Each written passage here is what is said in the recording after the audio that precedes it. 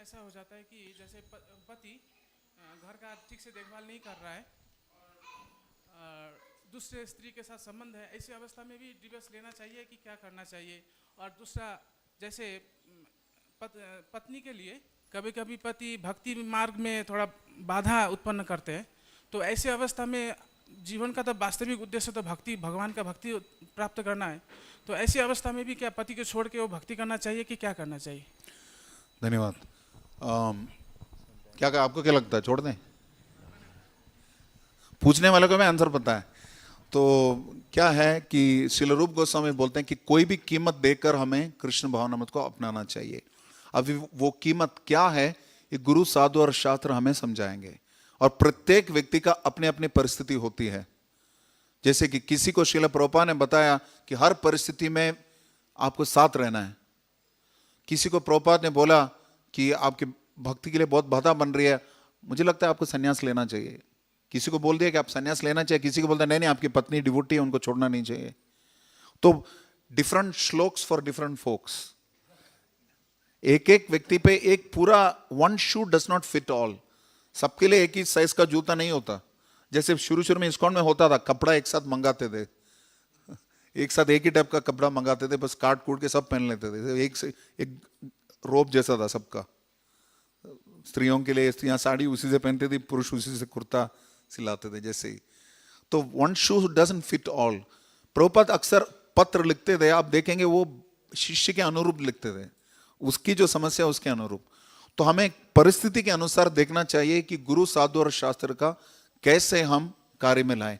लेकिन मूल सिद्धांत यही होना चाहिए कि श्रील प्रभुपाद इसी श्लोक के तात्पर्य में बोल रहे हैं 13 अध्याय के 8 से 12वें श्लोक में कि हर परिस्थिति में व्यक्ति को कृष्ण भावनामृत रहने का प्रयत्न करना चाहिए। जैसे अर्जुन ने कृष्ण भावनामृत की दृष्टि से युद्ध लड़ा, युद्ध के लिए वह परिवार से भी लड़ने के लिए तैयार थे। यही उस लड़ाई की बात नहीं हो रही है, लेकिन हमें बता रहे हैं कि स्थिति के अनुसार हर व्यक्ति की स्थिति अलग अलग है। There is no one standard principle, जो कि गुरु, साधु और शास्त्र के मार्गदर्शन में हमें उस परिवेश में देखना चाहिए।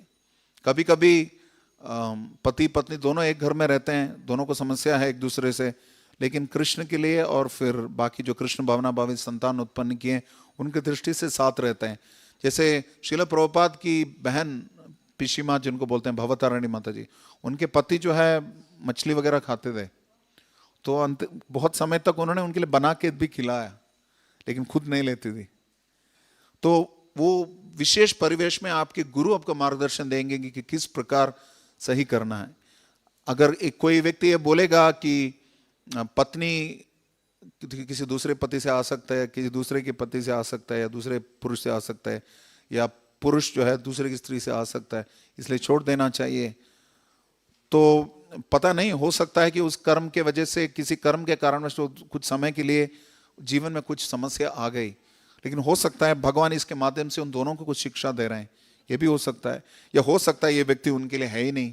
तो ये धर्म की बातें बहुत सूक्ष्म होती हैं, हमें एक साथ उस पर निर्णय लेना नहीं चाहिए। इसलिए मुख्य उद्देश्य यही होना चाहिए कि कृष्ण भावनामृत की सुरक्षा हो, कोई भी परिवेश हो।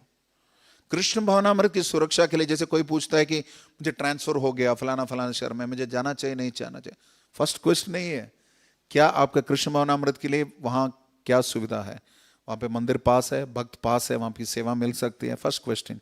नहीं नहीं मंदिर बहुत दूर है वहां, तो यहाँ पर आपकी जो नौकरी है क्या इसमें आपको क्या लाभ है यहाँ रुकने से? तो बोलेगा नहीं नहीं नहीं मुझे प्रमोशन मिलेगा, तो प्रमोशन ना मिले तो आपको क्या नुकसान है? तो you should ask this questions to each person. प्रत्येक व्यक्ति की केसेस बहुत सारे होते हैं।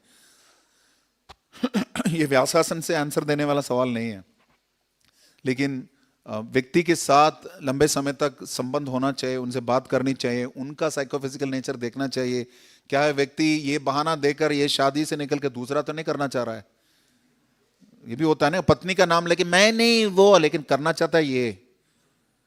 हो सकता है पूरा, हम इतना घुस भी नहीं सकते दूसरे के जीवन में।